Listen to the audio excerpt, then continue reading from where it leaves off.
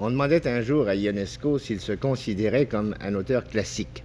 J'ai vérifié dans le dictionnaire, répondit-il, classique signifie qui est enseigné dans les classes. Je suis donc un auteur classique. Monseigneur Félix-Antoine Savard, en ce sens, est aussi un auteur classique, et il est davantage par sa constante référence au canon de l'Antiquité gréco-romaine, par son désir de hisser ses thèmes et ses personnages à un niveau qui les soustrait aux atteintes du temps.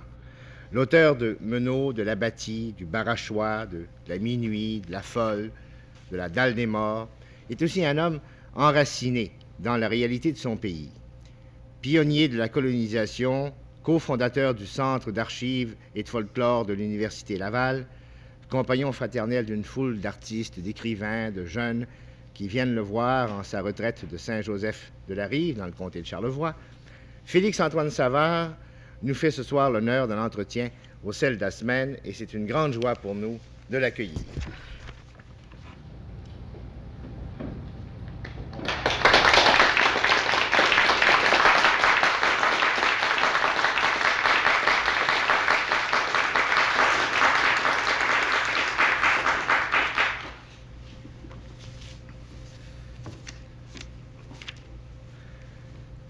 Est-ce que... Oui? Vous tirez le premier? Je tire le premier.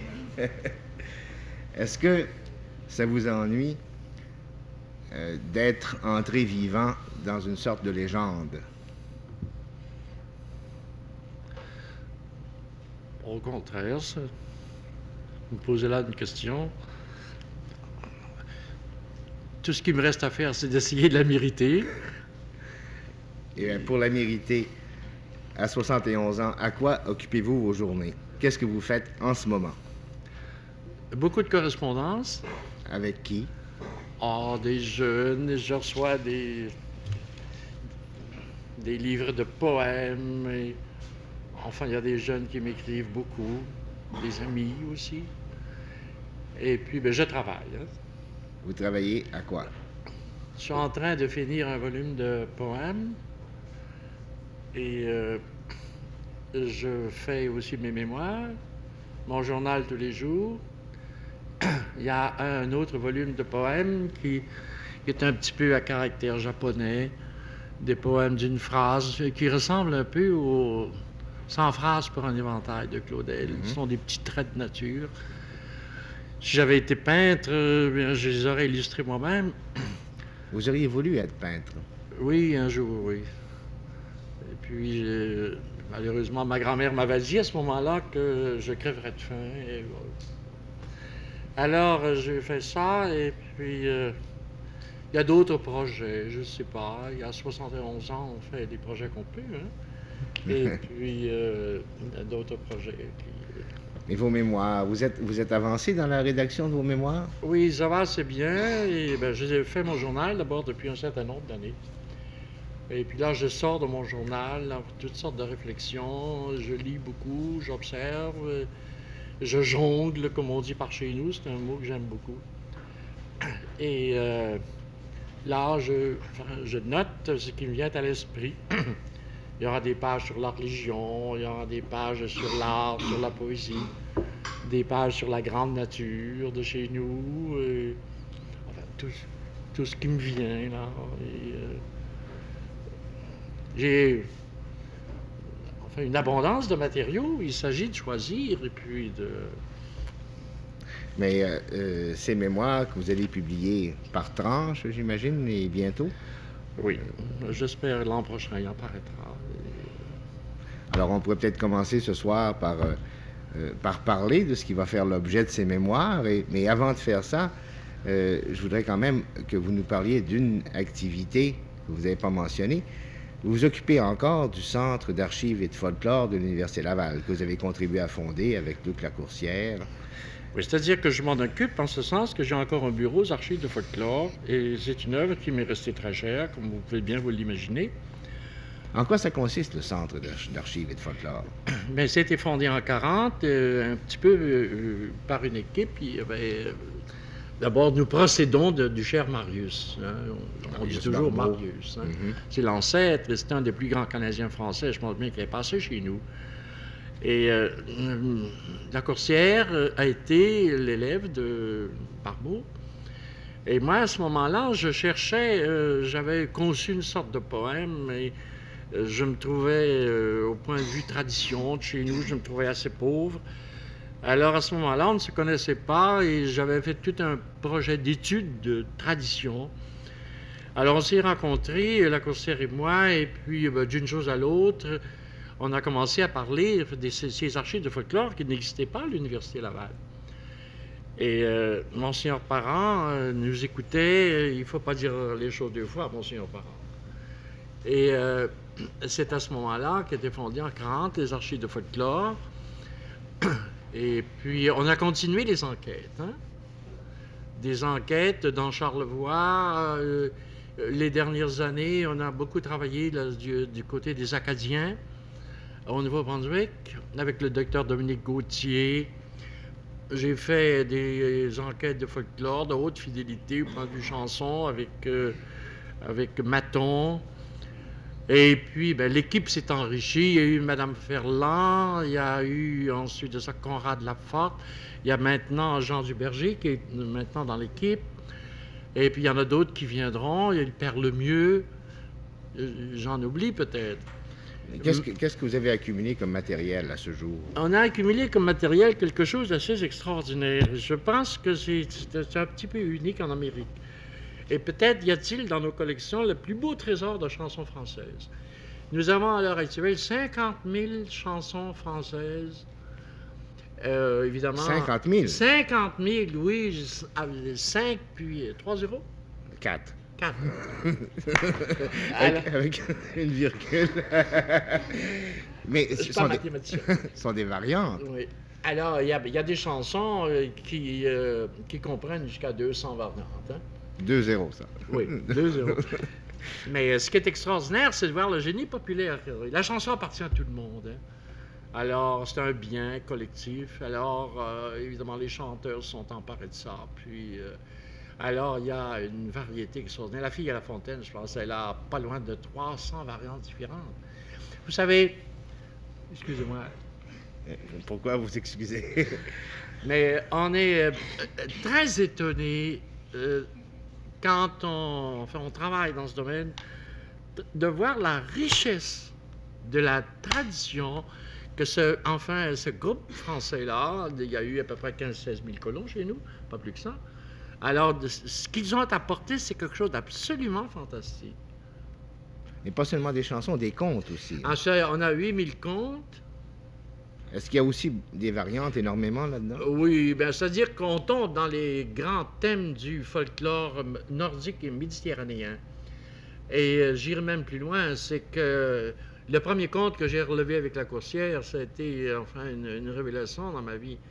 C'était le conte du grand voleur de Paris qu'on avait recueilli dans la passe des monts chez nous. Et le grand voleur de Paris, c'est le conte du roi Ramzinite qu'on trouve dans Hérodote. C'est un coureur de boîte chez nous qui raconte une chose qui a déjà été racontée par Hérodote. Vous imaginez? C'est extraordinaire. C'est extraordinaire. Hein? Et puis là, vous trouvez les grands thèmes. André Major me disait aujourd'hui qu'il l'a trouvé dans un récit, enfin, le conte du Cyclope en Gaspésie.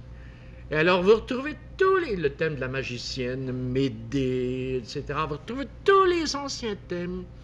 Évidemment, je pense bien que ça a baigné tout ça, une partie de la Méditerranée, et puis le Nord aussi. Hein?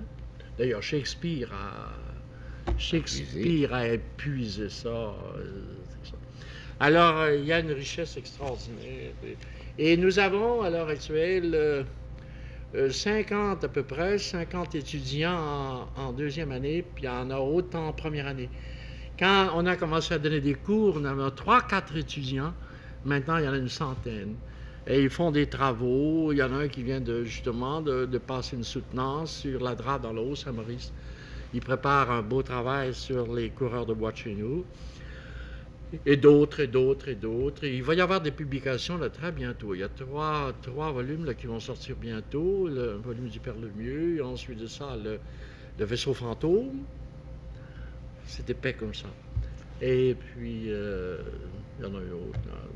Parce qu'habituellement, ce genre d'archives accumule surtout la poussière, et là, on a la preuve que ça demeure une chose vivante, comme tout ce que vous touchez.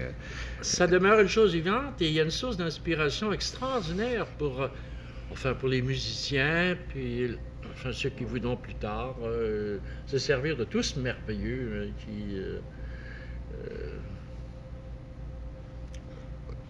Au nombre de vos activités aussi, on en a parlé assez abondamment récemment. Il y a eu une émission de télévision qui a été consacrée. Vous avez une fabrique de papier, de papier de qualité, de papier pur fil, hein, de papier fait avec de l'étoffe et non pas avec du bois. Hein. Oui, c'est ça. Ça, c'en est un exemplaire. C'est un papier avec des primes verts. Pardon, des pétales d'épervière orangée. C'est une petite plante qu'on dit qui est nuisible, hein. Et puis, elle sert à faire du papier. Alors, on prend les fleurs et puis on prend les pétales, on incorpore ça à la pâte et ça fait un papier. Il n'y a pas une feuille qui soit semblable à l'autre, et il y a beaucoup de variétés dans tout ça. Alors, vous avez un autre papier sur lequel vous écrivez vous-même, d'ailleurs. Un papier qui sonne, hein? sonne, hein? Puis il sonne sous la plume aussi. Et puis il résiste à la plume aussi, hein. Ça, c'est une bonne chose. Que l'écrivain soit en fait de choses qui résistent, hein. Ah, c'est tout le Père Savard, ça. Et ça, c'est un pur fil, hein, Est-ce que vous trouvez des débouchés pour ce papier-là? Ben, pas encore tellement, mais il y a des choses qui s'en viennent. On est plein d'espoir. Et, on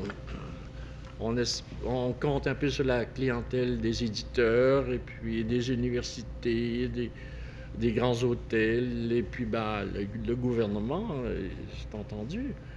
Alors, il m'a toujours semblé à moi, je suis peut-être naïf, mais il m'a semblé à moi que dans un pays qui fabrique tant et tant et tant de papier, ben, il devait y avoir place pour enfin un papier fait à la main, pour la main, et puis quelque chose de très beau, enfin. Et ce qui est intéressant, c'est que c'est unique dans la province de Québec. Pas dans la province de Québec, mais c'est unique au Canada, à l'heure actuelle. Oui, mais on retrouve là votre désir d'enracinement. Non seulement écrire, mais écrire sur du papier qu'on a presque fabriqué soi-même. Hein? Oh, j'ai eu ces jours derniers, il y a eu un jeune homme qui est venu, je ne dirais pas son nom, avec de beaux dessins, comme ça, puis il s'en va au Japon au mois d'avril, puis il va travailler dans une boutique d'artisans japonais qui fait son papier. Alors, vous comprenez, là, je lui ai fait la langue, je lui ai dit d'ouvrir enfin les yeux, puis il va revenir travailler cet automne chez nous. C'est splendide. Donc, à 71 ans, vous êtes plein d'activités, vous êtes plein de projets, et il faut maintenant un petit peu nous raconter, faire un retour aux sources et nous parler de ce que vous étiez, et comment vous êtes devenu ce que vous êtes. Vous êtes né à Québec, mais c'est accidentel. Vous êtes moi, je suis un bleuet du Saguenay. Un petit bleuet du Saguenay. Un petit bleuet du Saguenay, oui. Et vous êtes donc, après être né à Québec, vous êtes allé demeurer à Chicoutimi très jeune. C'est hein? ça. Votre père, votre mère, c'était quelle sorte de Ma personne? mère était une Gosselin, et la tradition de l'écriture venait de ma mère. Ah bon? Oui. Et mon grand-père était notaire à Chicoutimi, et puis on avait de belles bibliothèques. Et mon père était un Savard. La famille venait de Charlevoix, là. La maison est encore là, d'ailleurs.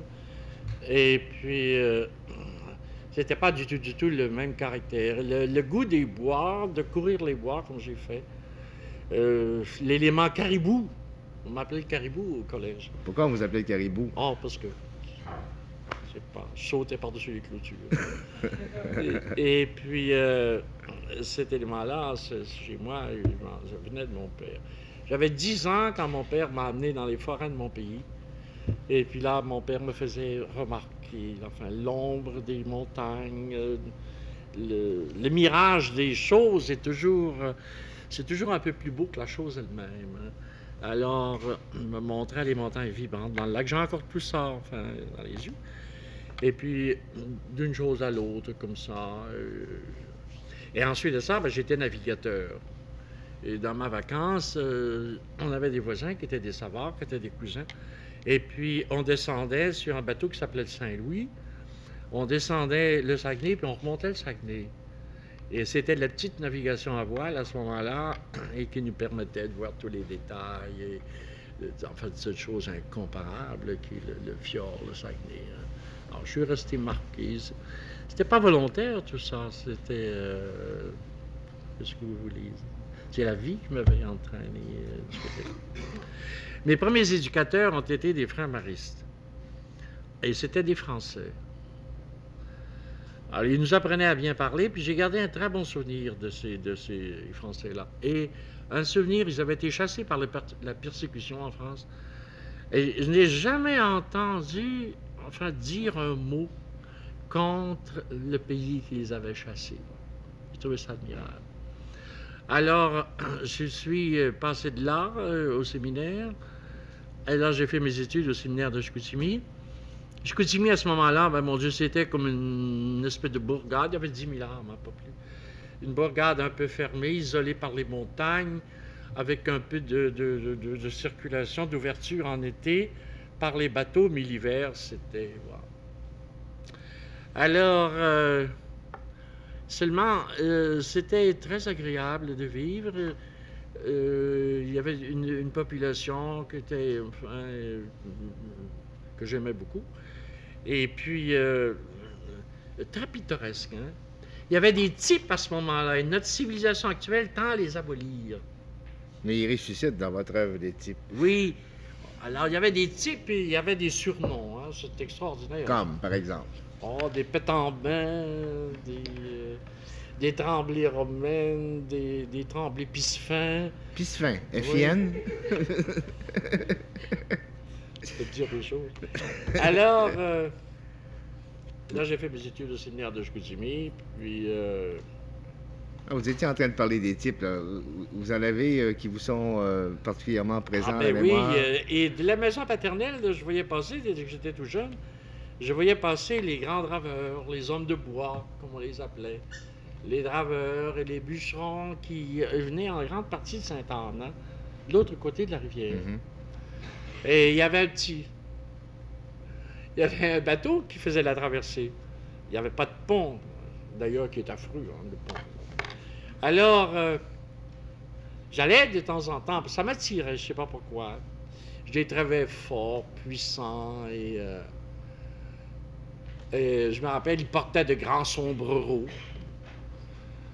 Puis ils se saoulaient la gueule, vous pouvez croire. Joyeusement. Et puis, ils avaient de belles ceintures à cabochon. Oh, c'était des gaillards, je vous en prie, hein? Je vous le dis. Et je me rappelle, je ne sais pas si je devrais dire ça, par exemple. On dit tout maintenant au sein de la semaine. Oui, on dit tout. Hein?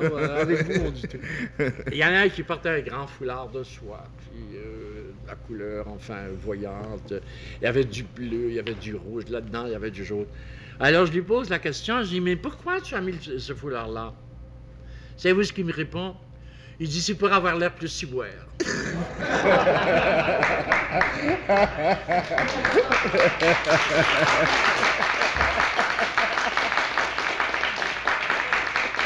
Commencez par chez nous, excusez-la. Hein? Mais ce sont des gens comme ça, des gens vrais, des gens très près de la nature que vous avez finalement transposés dans votre œuvre, de sorte qu'on peut pardonner le ciboire de votre vie. Mais ce qui était extraordinaire, je ne sais pas, il ne faut pas dire ça. Mais ce qui est arrivé dans mon cas, c'est que voyant ces êtres-là, ben, plus tard, quand je suis venu à la littérature, à toute une certaine littérature, en particulier la grecque, hein, ben, j'ai essayé à travers Homère, par exemple, là où il y a des points, il y a des virgules, il y a des blancs, ben, j'ai essayé de revoir les êtres de chez nous. Ça, c'est assez extraordinaire parce que les collégiens, habituellement, quand ils abordent l'étude des classiques grecs ou latins, le font comme s'il s'agissait d'auteurs désincarnés. On le fait, bien sûr, puis c'est presque impensable, mais pour vous, ça correspondait, dans votre imagination, en tout cas, à des choses que vous aviez senties. J'aimais tellement les miens, je sais pas. Chaque fois que j'ai lu chez un auteur classique, là, quelque chose comme ça, hein, un grand récit, puis un grand bonhomme, j'avais une sorte de jalousie. Ah, Voyez-vous? Et puis, j'essayais de projeter les... C'est comme ça que j'ai étudié un petit peu les auteurs classiques. D'ailleurs, quand j'ai enseigné plus tard au collège, même à l'université, j'essayais d'ouvrir les textes. Hein? Voyez-vous? On ne les appelle pas des auteurs classiques pour rien, on dit des auteurs de toujours. De toujours, ça fait qu'ils sont des auteurs de 67, comme, enfin, ils l'étaient il y a 2000 ans. Hein? Alors, j'essayais d'ouvrir, si vous le voulez, les textes, pour essayer de faire passer. Parce que l'écolier de chez nous, surtout, enfin, pendant, je ne sais pas, à l'époque où j'ai vécu, époque récente. il a été exilé, si vous le voulez. C'est-à-dire que voici un petit paysan qui sort de son pays, comme ça, de son patelin, et puis il s'en va au collège. On le met à l'école des Grecs, hélas de moins en moins. Des latins, du 17e siècle français, c'est un peu changé aujourd'hui, hein, avec les livres de poche. Bon, et puis, il est en exil. Il n'est jamais dans son pays, ça. Alors, surtout à un moment où l'enseignement de l'histoire était, enfin, bon, à Chicoutimi, il y a eu une exception, parce qu'il y a eu Monseigneur Victor Tremblay, qui était un bon historien. Mais peut-être qu'ailleurs, c'était pas fameux, au point de vue histoire, puis au point de vue géographie, puis histoire littéraire du pays, on n'en parlait pas. Hein. Alors, il y a eu ça, il y a eu cette espèce de besoin que j'ai éprouvé. Je l'ai rencontré dans le vieux John, et cette espèce de besoin là, de passer des êtres de chez nous, justement, dans cette littérature. Un besoin qui allait plus loin que ça et qui s'est traduit par autre chose, un besoin de trouver à la langue parlée de chez nous des qualités qu'on lui refuse habituellement. Ça, je pourrais vous en dire long là-dessus, mais je vais me fâcher, par exemple. Hein? Non, pas. Bon. Fâchez-vous, mais pas trop longtemps, Non, parce que ça nuirait à la bonne réputation que vous avez. Non, il me semble qu'on est en train de stériliser la langue. Hein? Et puis d'en faire un beau produit chimiquement pur. Il y a pourtant un office de la langue française à Québec qui s'occupe de protéger les vocables, d'éliminer ceux qui sont indignes du français universel. Oui, mais on est en train de laisser tomber, si vous le voulez, une langue excessivement riche, une langue populaire qui est excessivement riche, et puis ce qui est un bien de famille, et puis un trésor qui procède d'observation de la vie elle-même d'abord, puis d'observation, enfin, attentive, vitale, enfin, des circonstances géographiques. Alors, la langue populaire chez nous est chargée de richesses. Vous avez, par exemple, les mesures, mon cher. Hein? Bon, le peuple a mesuré. Il a mesuré d'abord sur son doigt, il a mesuré sur l'empan de sa main, il a mesuré, enfin, sur la coudée, le coude, il a mesuré sur ses pieds, il a marché la terre ou marqué la terre. En marcher la terre, c'est une faute, parce que marcher, c'est un verbe neutre. C'est un verbe neutre, mais mes colons disaient « je marche ma terre », ça veut dire « je la marque ma terre ». C'est un terme d'origine germanique. Alors, il y a eu, par exemple, le peuple a le génie des mesures, des diminutifs en particulier. On dit on a un lac, on a un lacon chez nous. Il y a butte, mais on a buton chez nous. Les glaces qui entre Saint-Joseph-de-la-Rive et chez moi, là, bien, il y a je ne sais pas combien de noms qui ont été trouvés par, enfin, les bateliers, les canotiers. Il y a le feuille pour désigner les glaces, le feuilleté, l'arrêté, le doublé, la barre de bouillie, la saignée, la glace pourrie, le phrasi. Et vous ça? Et le bousqueuil. Et puis le bousqueuil, oui, ça c'était un nom là, qui est extraordinaire. J'avais même intitulé des choses comme ça parce que ça sonne comme recueil. Les cabochons. Les cabochons de montagne chez nous, les pelés de montagne. Quand j'en envoyais dernièrement là, qui brillait au soleil, ça me faisait penser à la tête de René Lévesque. Hein? Gros.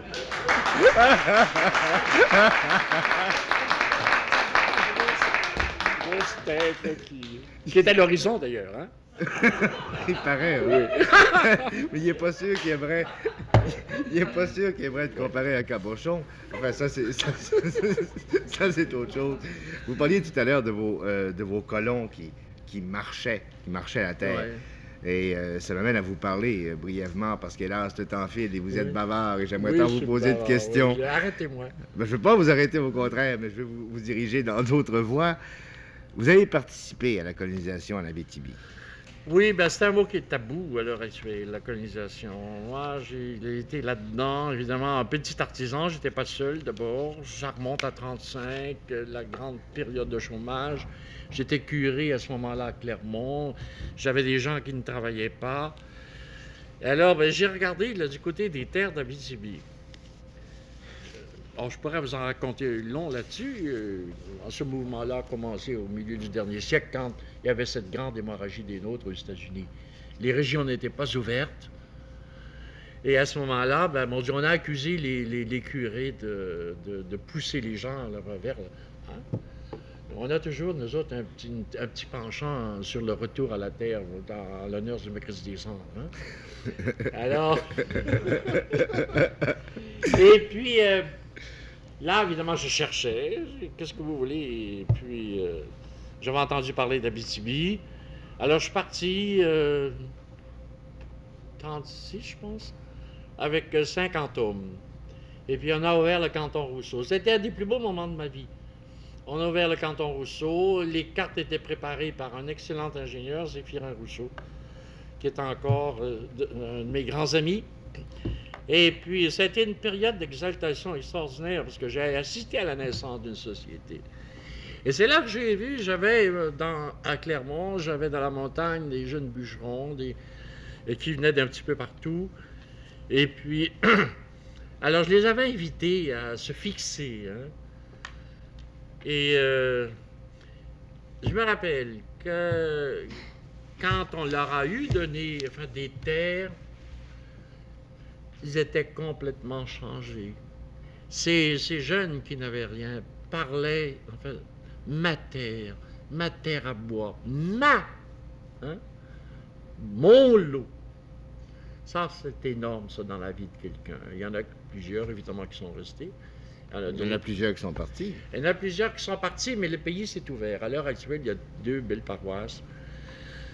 Seulement, puisque vous parlez d'Abitibi, puis qu'il y a un auditoire qui m'écoute, il me semble que la province du Québec, qui est loin de faire, à l'endroit de l'Abitibi, ce qu'elle devrait faire. Et il y a un petit mouvement séparatiste en Abitibi. Et puis, moi, je l'approuve de tout mon cœur, si les choses continuent comme ça. Et je ne conçois pas, je ne vois pas pourquoi le gouvernement de la province du Québec n'a pas un ministre de la colonisation qui soit en Abitibi. Et il y a des pays qui se battraient jusqu'au dernier homme pour avoir ce qu'on a. Hein? Seulement, c'est toujours l'histoire de la centralisation. On la dénonce d'un côté, mais on la pratique de l'autre. Et c'est toujours cette histoire, du gouvernement, d'un gouvernement quelconque, Québec ou Ottawa surtout, dans le cœur, si vous voulez, gouvernement dont le cœur, l'esprit, etc., ne correspond pas, si vous le voulez, au centre du bien commun. Vous comprenez ce que je veux dire? Vous voulez dire qu'entre les intentions et les réalités, il y a des fonctionnaires? Oui. Il y a des fonctionnaires, oui. Oui, il y en a d'excellents, des fonctionnaires. Moi, j'en ai connu des merveilleux. Seulement, on leur dit tout simplement, et aussi, il arrive. J'ai déjà fait des reproches à plusieurs. Alors, on me disait, on nous avertit tout simplement, écoutez, on ne vous demande qu'une chose, c'est de fonctionner. On ne demande pas autre chose. Hein. On ne vous demande pas d'idées, fonctionner. Bon, ils ne sont pas là pour avoir des idées. À part ça, évidemment, qu'il y a des assis. Hein, et puis qui ont un peu ce qu'on appelle par chez nous l'esprit de barreau de chaise, qui a déjà été dénoncé par... il y a tout un poème de Rimbaud là-dessus. Les assis de Rimbaud, oui. Oui. Ceux qui ont rivé, à un moment donné, leur ossature à leur chaise. Oh, il dit, ne les faites pas lever. C'est le désastre, hein? le genre de fonctionnaire qui se développe de plus en plus dans la province, c'est celui qu'on appelle le technocrate. Et dans plusieurs passages de votre œuvre, vous vous élevez contre les théoriciens, les intellectuels, les économistes qui font des théories en l'air, les sociologues qui sont dans les nuages. Vous semblez avoir une prévention à l'égard de ce qu'on appelle aujourd'hui le technocrate. Bien, oui. Seulement, il y a des intellectuels, évidemment, que je respecte beaucoup. Il y en a qui ne peuvent pas faire autre chose, d'ailleurs. Et puis, je suis contre les déracinés. Je suis contre les désincarnés.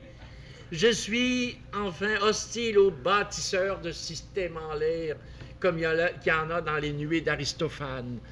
Aristophane a été injuste pour Socrate, mais il représente Socrate un jour dans un panier. Puis Socrate, enfin, disserte. C'est injuste, hein? Il n'était pas comme ça. Alors, Socrate disserte sur le juste et l'injuste. Alors, on lui pose des questions. Mais où est-ce que vous prenez vos idées comme ça? Des nuées qui sont nos déesses. Alors, le danger, évidemment, du pur intellectualisme, c'est la séparation de la réalité. Et c'est toujours très, très confortable de bâtir des systèmes comme ça.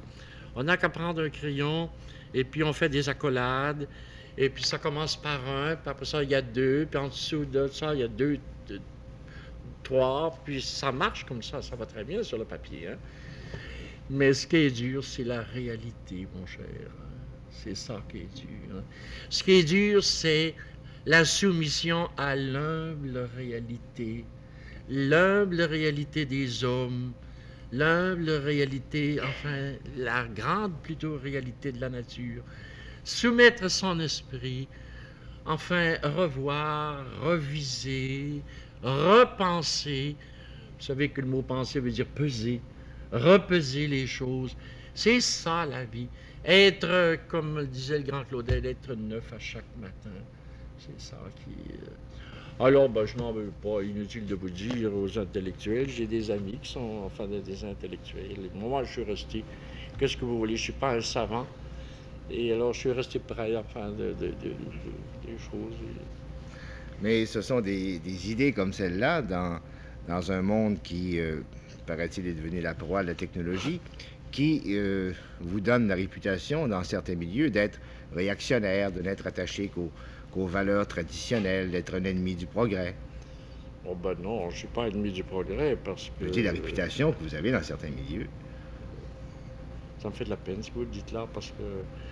je sais pas... Au contraire, il me semble que je suis resté encore assez jeune d'esprit. Puis, ça, c'est assez apparent, oui. Et puis, je le vois bien parce que je suis en train d'écrire et ça passe toujours neuf pour moi. Maintenant, je suis attaché à une tradition. Je plains fort ceux, vous savez, qui ne sont pas attachés à une tradition. Hein. On continue dans ce bas monde. Qu'est-ce que vous voulez? Et même quand on écrit, évidemment, il y a mon témoignage qui vaut ce qu'il vaut, mais il y a des témoignages que j'aurais pu apporter de T.S. Eliot, par exemple, qui a des pages extraordinaires sur la tradition. Goethe a parlé, donc il y en a que je ne sais pas combien. Alors on procède, on continue. Et il y a ce passé-là qui nous pousse, et puis on travaille dans le présent, puis on a aussi conscience de travailler pour l'avenir. Mais enfin, c'est l'héritage, tout marche comme ça, qu'est-ce que vous voulez? Le peuple français, par exemple, on s'étonne quand on voit ce que les Français produisent au point de vue art, tout ça. Mais la tradition a une valeur de choc. Hein? Elle est là, on en fait ce qu'on veut ensuite. On choisit le meilleur, puis on pas contre ça, au contraire. Mais la tradition, le retour aux sources, des valeurs éprouvées comme l'attachement au sol, la fidélité, la soumission dans le cas des femmes, ce sont là des thèmes que vous avez développés abondamment et qui ne font pas, aux yeux de certaines gens, un écrivain dans le vent. Ben non, écrivain dans le vent, il ventait aujourd'hui. Et puis, je pense que vous avez dû résister au vent aussi. Hein? Alors, il y a des fois qu'il faut résister au vent. Hein? Et puis il y a des fois que le vent c'est comme moi, puis il y a des fois que le vent est contraire. Alors je ne blâme personne, je l'ai déjà dit, chacun trouve son butin. D'ailleurs, c'est pas comme ça que les questions se posent. On dit la province de Québec, c'est vite dit la province de Québec. C'est un immense pays qui a des régions. Et puis, qui a des écrivains, enfin, de Gaspésie, de la vallée du Richelieu, ou du Saguenay, ou de Charlevoix, enfin, qui écrivent enfin, ce qu'ils ressentent dans leur cœur, puis ce qu'ils ont dans la tête. Je pense que tout ça sert à faire l'éventail d'une littérature. Que les jeunes gens qui sont en face des problèmes de la ville et puis qui en souffrent, ben, les disent les problèmes de la ville. Hein? Et puis, c'est comme ça qu'on bâtit une littérature. Mais ceux qui traitent ces thèmes-là, enfin, les jeunes citadins qui traitent ces thèmes-là, ne doivent pas en vouloir à ceux qui demeurent tout de même attachés à certaines autres réalités, enfin, moi, que j'estime fondamentales. Hein? C'est ça, là. Il y a une valeur exemplaire dans ce que vous écrivez, quelle que soit l'opinion que les gens peuvent avoir sur le fait que vous êtes dans le vent ou à côté du vent ou au-dessus du vent. Il y a une valeur exemplaire dans ce souci du détail, ce souci de la phrase bien ciselée. J'ai eu la chance de mettre la main sur un de vos cahiers brouillons et je dois dire qu'on ressent presque un sentiment d'indiscrétion, de voir tout ce qu'il y a comme rature, comme de temps en temps aussi des dessins. Hein? Vous faites des têtes en couleur. C'est quand je n'ai rien à dire, ça. Et on sent que chaque texte a été l'objet de nombreux repentirs, comme on dit au confessionnal, Ouais. et en littérature. Ici, ce sont des extraits du Barachois. Du vieux John, ouais. Du vieux John dans le Barachois, où on trouve, à un moment donné, mais ça ne fait pas partie d'un texte, et c'est écrit comme ça, attendez que je le retrouve. Je ne pensais pas retrouver ça ici ce soir. L'inanité de certains critiques. Est-ce que vous êtes sensible aux critiques? Bon, j'étais bien traité. Sauf pour La Dalle des Morts. Hein? La critique dramatique a été Ben, assez c'est-à-dire sévère que pour La Dalle des Morts, il y a ici Blake qui a fait un beau papier sur La Dalle des Morts. Et c'est pas. Il y a des fois qu'on est compris, plus, moins. Et c'est pas ça qui doit nous ébranler. On doit tenir compte de la critique quand la critique nous signale évidemment de véritables défauts. La critique peut aider beaucoup. Et, dans le cas de La Dalle des Morts, moi, qu'est-ce que ça pouvait bien me faire, enfin, d'arriver avec une histoire? Pensez-vous que, enfin, d'abord, toutes les histoires, les gens vont au théâtre pour entendre des histoires qu'ils connaissent déjà, hein? Bon, alors, ils connaissent la pièce, en fait, d'un bout à l'autre. Alors, j'ai fait cette Dalle des Morts, enfin, j'ai déplié ça comme une carte, si vous le voulez, enfin, devant les yeux de la jeunesse. Je me suis donné une peine infinie. Et alors, j'ai retracé tous les périples et j'avais un bonheur extrême à traverser le Canada sur des mots français, des noms français. Hein? Je les ai trouvés. Et puis, il y a quelque chose peut-être aussi, vous allez me dire que c'est du passé tout ça. Mais quand Gilles Dore pose la question qui revient toujours comme un leitmotiv, là, quand il questionne son père, qu'y a-t-il, mon père? Et plus loin, qu'y a-t-il? Et au-delà, qu'y a-t-il? C'est la grande question d'aujourd'hui, puis c'est la grande question de demain que les jeunes, enfin, doivent se poser. Qu'est-ce qu'il y a plus loin? Qu'est-ce qu'il y a plus loin? Ben, c'est la question de la science et puis de l'art. Et c'est ça que j'ai voulu montrer ensemble. Et c'est peut-être un symbolisme qui n'a pas été perçu. Mais votre personnage central, le personnage central de votre œuvre, j'imagine que c'est Menot. Et quelle est pour vous la signification de Menot? Menot est un personnage qui ne m'a jamais quitté. J'ai commencé tout jeune, d'abord, à souffrir d'une certaine situation économique dans le Saguenay. J'aurais pu écrire un livre peut-être qui serait intitulé « Humilié et offensé ». Et plus tard, ce Menot-là qui sommeillait, par moments, il s'est réveillé. un printemps. Il s'est réveillé comme le printemps, surtout à la rencontre d'un vieux maître draveur que j'ai connu le long de la rivière Balbé. Hein. Et puis, je me rappelle très bien la circonstance. Quand je suis revenu au presbytère, je me rappelle un soir, je jonglais dans mon lit et puis je revenais du bois, je revenais de la drave à ce moment-là. Et le meneau m'est apparu, pas dans tous ses détails, mais j'ai commencé immédiatement, j'avais toujours des petits bouts de papier et puis là j'ai commencé à écrire meneau. En jus de sable, je suis arrivé, j'ai fait de la botanique, etc. Je l'ai corrigé, je l'ai épuré. Meneau n'est pas un manifeste. C'est un cri de liberté.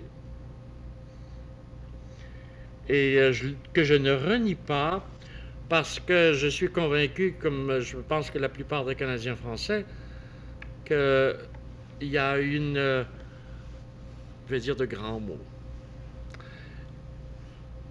Il est dans l'ordre des choses qu'un peuple soit libre.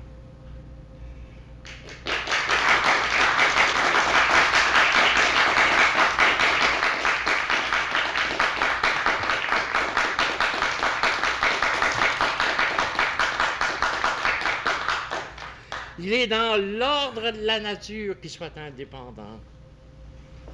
Hein? On ne changera pas ça. Et c'est vous qui avez écrit pourtant, si un jour le Québec devait se séparer, je pleurerais sur la carte de mon pays. Oui, et puis je ne renie pas ce que j'ai dit. Qu'on ait une souveraineté un jour, c'est fatal. Ça va venir. Hein? Mais qu'on fasse des ponts, qu'on donne la main. Je suis pour la collaboration fraternelle. On aura besoin des autres. Et nous avons ici, dans la province de Québec, et c'est très exaltant. Hein? On pense que je vis dans le passé, mais je pense à l'avenir aussi. Hein? Nous avons une liberté à inventer chez nous. Hein? Une liberté mâle, courageuse, lucide, indomptable, mais respectueuse, mais une liberté fraternelle, une liberté belle en somme. Valérie, à l'occasion du mot de liberté, en a fait une sorte de mot bâtard. Je ne suis pas pour ça. C'est un mot sacré, un mot qu'il faut purifier, qu'il faut laver de ses souillures historiques, de ses crimes, comme disait Chénier avant de mourir, de ces crimes qu'on a souvent commis en son nom. Alors, il y a quelque chose, pour la province de Québec, il y a quelque chose d'extraordinaire à faire, justement par la compréhension, le respect des autres, par l'amitié, etc., tout en, évidemment, encore une fois, prenant en main solidement nos destinées. Mais il y aura des choses dures aussi. Tu sais ce que je pense? C'est la première fois que je le dis comme ça. Et Meneau, c'est instinctif tout ça. C'est pas venu seulement de ma raison, puis c'est pas venu de théorie, puis c'est pas venu de thèse, tout ça. Hein. C'est sorti, si vous le voulez, c'est sorti du cœur, puis c'est sorti du sang, je ne sais pas quoi. Ce désir, enfin, de liberté comme ça, puis je l'ai vu. Hein.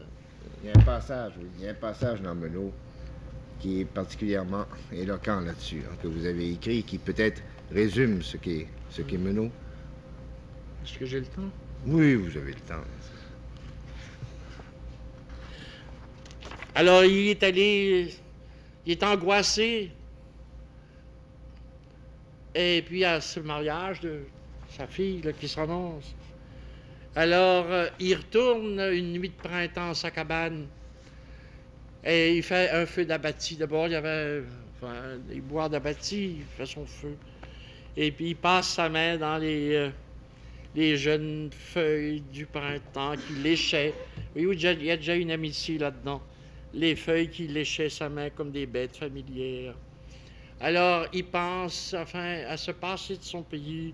On avait survécu parce que des paysans comme Josime, les coureurs de bois comme lui-même, s'étaient appliqués, quand on sait que le mot appliqué veut dire entrer dans les plis, hein, c'est très fort, s'étaient appliqués d'esprit et de cœur, les premiers au sillon, les autres à la montagne, à tout le libre domaine des eaux et des bois.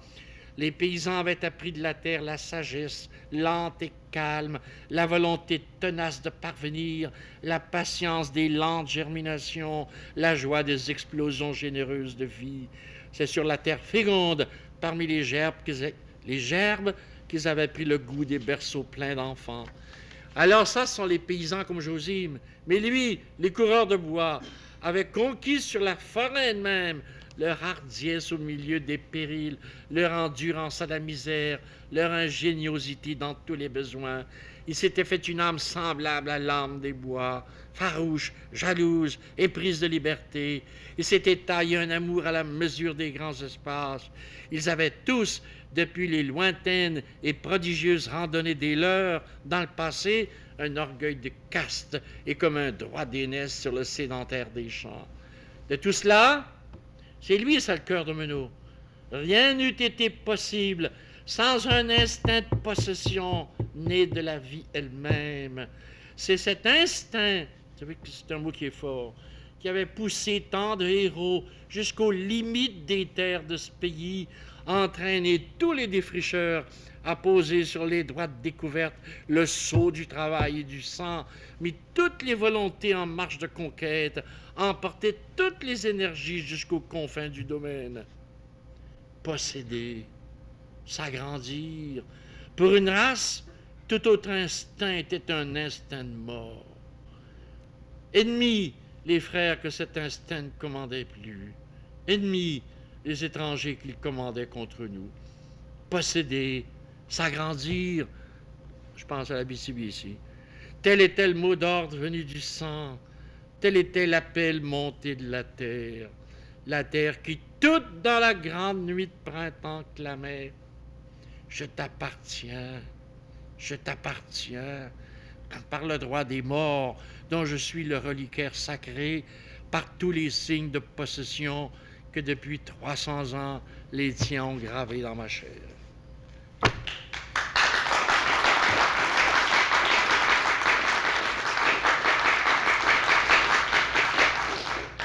Et c'est pour ça que Menot est un texte classique. Quant à savoir si ce texte-là et d'autres que vous avez écrits correspondent encore à la sensibilité d'aujourd'hui, nous avons fait une petite expérience, toute petite. Nous avons demandé à un jeune écrivain, André Major, de nous dire ce que vous représentez pour lui et pour ceux de sa génération.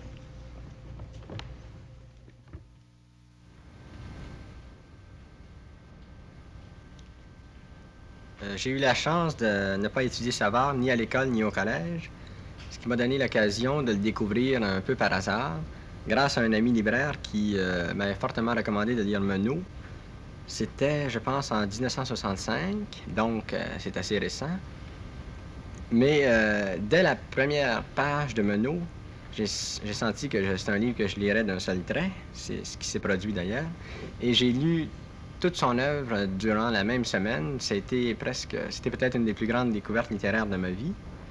Non seulement en littérature canadienne-française, comme d'habitude on sépare toujours la littérature canadienne-française, on lui donne un statut particulier, on a peur d'établir des comparaisons avec les autres littératures.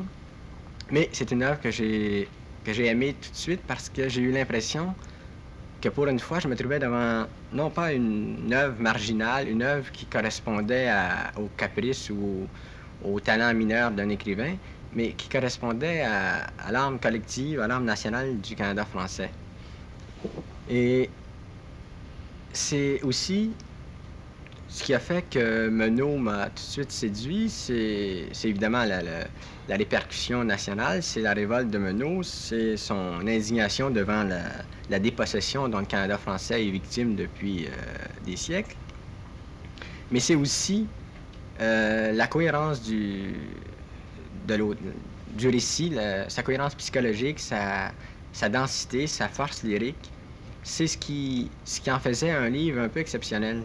On ne pouvait pas le qualifier de roman, on ne pouvait pas le qualifier de poème non plus, C'est un peu l'équivalent de ce qui était l'Odyssée, par exemple, pour les Grecs, ou l'Énéide chez les Latins. Et d'ailleurs, je pense bien que Monseigneur Savard aimerait bien qu'on fasse le rapport entre lui et ces écrivains-là qui ont été l'expression de leur peuple. Ce que je voudrais surtout souligner, c'est que l'œuvre de Savard n'est pas valable seulement du point de vue politique, disons, parce que ça correspond à un sentiment actuel, à une révolte presque généralisée, mais parce que ça correspond profondément à ce que nous sommes, à ce que nous avons toujours été depuis que le mot canadien existe, c'est-à-dire des gens attachés au peu qu'on avait et portés à agrandir le patrimoine. Et ça, Savard l'a exprimé de façon magistrale, de façon précise aussi, parce que son écriture est une écriture qui n'a pas d'équivalent ni ici ni ailleurs. C'est un style qui s'est développé par lui-même, qui s'est développé de façon autonome. C'est un style qui est presque... qui tient de la poésie, mais qui a en même temps la précision du récit, la précision de la prose. Et j'ai l'impression qu'à cause de la qualité de son écriture, son œuvre va durer aussi longtemps que n'importe quelle autre. Elle va sûrement durer autant que le Canada français lui-même.